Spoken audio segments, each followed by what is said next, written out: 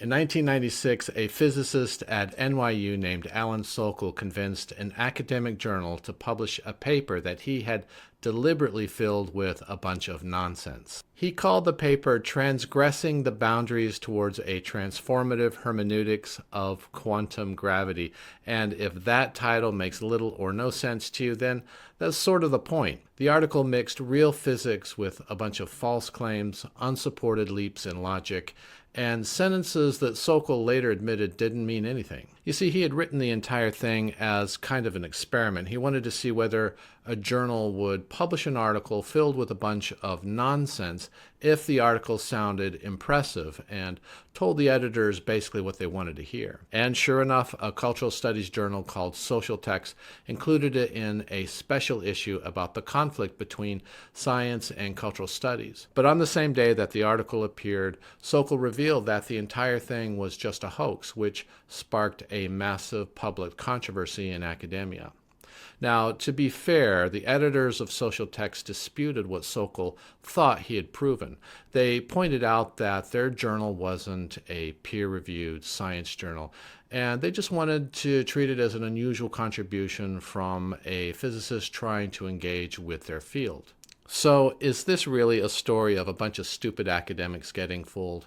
Maybe, maybe not. Either way, I think that the hoax still exposes something really interesting about the way we recognize intelligence. One thing he had shown was that you could make nonsense sound intelligent, which is something I think that all of us kind of know intuitively. And that kind of got me wondering, what about the reverse? How often does someone have a genuinely intelligent idea, but they explain it so badly that it sounds like nonsense? And how are we supposed to know the difference? I've been thinking about this a lot because I've been reading John Rawls' A Theory of Justice for several months now, and I can safely say that this is the hardest book I have ever read. There are pages in here I've gone through several times, and I have no idea what in the world he's talking about. And he was obviously an extremely intelligent person, so my first assumption is that, of course, the problem is with me. But I have to wonder, after struggling with this book for so long, I can't help wonder how much of the complexity comes from the ideas themselves and how much comes from the author just not being able to explain them very well. Because as an educator, I know all too well that just because someone knows a subject really well, that doesn't mean that they're good at explaining it. Steven Pinker writes about this problem in his book, Sense of Style. He calls it the curse of knowledge, which is this idea that experts have difficulty imagining what it's like for someone else not to know something that they do in fact know. And so they have a tendency to overestimate a novice's understanding, and in the process, they skip important basic steps without really realizing it. There's a really simple experiment that illustrates this. It was conducted by a Stanford graduate student named Elizabeth Newton, and later became well known through Chip and Dan Heath's book, Made to Stick. So in this study, one person was asked to choose a really easy and familiar song like Happy Birthday. And then all they had to do was tap out the rhythm on the table so that another person could listen to the tapping and then just guess the song. Now, before they ran the experiment, they asked the tappers to make a prediction about how often the listeners would be able to recognize the song. And they guessed that the listeners would be able to get it right about half the time. But it turns out that when they ran the experiment, they were only able to identify 3 out of 120 songs that were possible, which is only about 2.5%. So the people tapping the song, they weren't able to put themselves in the listener's shoes, so to speak, because as they tapped, they could hear the melody in their heads. And so to them, at least, the answer seemed obvious. But of course, the listeners didn't have any melody in their head. And so all they really heard was this series of disconnected tapping sounds. And because the tappers weren't able to temporarily imagine what it was like not to know the song, they had a very poor sense of how little information they were actually communicating. And by the way, I should probably point out that when I say smart people, I'm mostly talking about people who have developed a lot of knowledge in a particular area, because intelligence by itself, it doesn't make someone an expert in everything.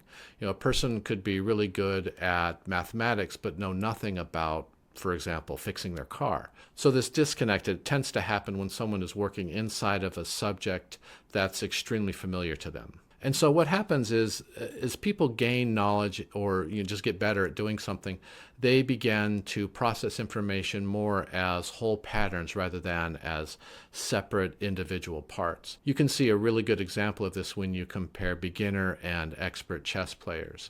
Beginners tend to think about their game and their strategy on the level of individual pieces or individual moves. But experienced players, they see several pieces and several moves together as a familiar arrangement. And so this allows really strong chess players to remember positions that are taken from actual games much better than beginners because they're grouping the pieces into meaningful patterns rather than trying to memorize every piece and every move individually. And it's no different with something like reading. With enough practice, smaller steps like decoding word parts or syntax or grammar, punctuation, all of that becomes automatic.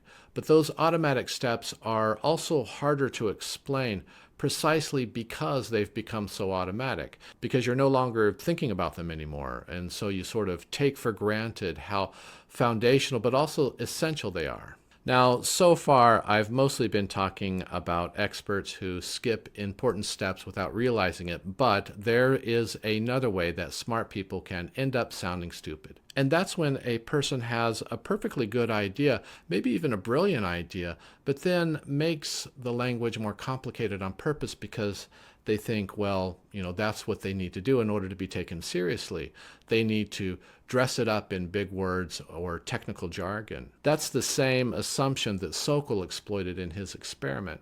And what's funny about that is that doing that can sometimes have the opposite effect. Daniel Oppenheimer conducted a series of experiments where readers evaluated different pieces of writing. Some versions of this writing used unnecessarily long and complex language. But other versions had the exact same ideas, only they were written more plainly using more basic vocabulary. And what they found is that when those ideas were genuinely good ideas, the writers who used the more complicated language, they were judged to be less intelligent rather than more intelligent.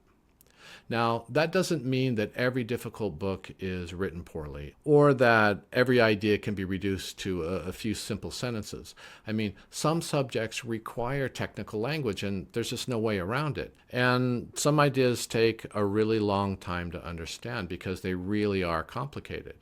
So certainly the reader has to show up, they have to put in the effort, but the writer has some responsibility here too. This relationship between the reader and the writer is expressed really well in Adler and Van Doren's How to Read a Book. So to explain this, they use a baseball analogy. The writer is the pitcher, the writing is the ball, and the reader is the catcher. Now, of course, the catcher, or the reader in this case, they have to be active. They have to pay attention and make the effort to catch whatever writing is being thrown at them. But the pitcher, or the writer, still needs some control. If the ball is thrown 10 feet over the catcher's head, it doesn't matter how much effort the catcher makes. They're not going to be able to catch it. This also reminds me of a famous exchange between William Faulkner and Ernest Hemingway. Faulkner once criticized Hemingway by saying that Hemingway never used any words that made the reader need to consult a dictionary. And Hemingway is reported to have said, "Poor Faulkner. Does he really think big emotions come from big words? He thinks I don't know the $10 words. I know them all right, but there are older and simpler and better words, and those are the ones I use." In fact, Hemingway's simple and clear writing style has been emulated, perhaps more than any other American writer. And don't get me wrong, Faulkner was obviously a brilliant writer too, and the complexity of his prose wasn't an accident, but I think Hemingway had a point. You don't need complicated language to express something deep and meaningful.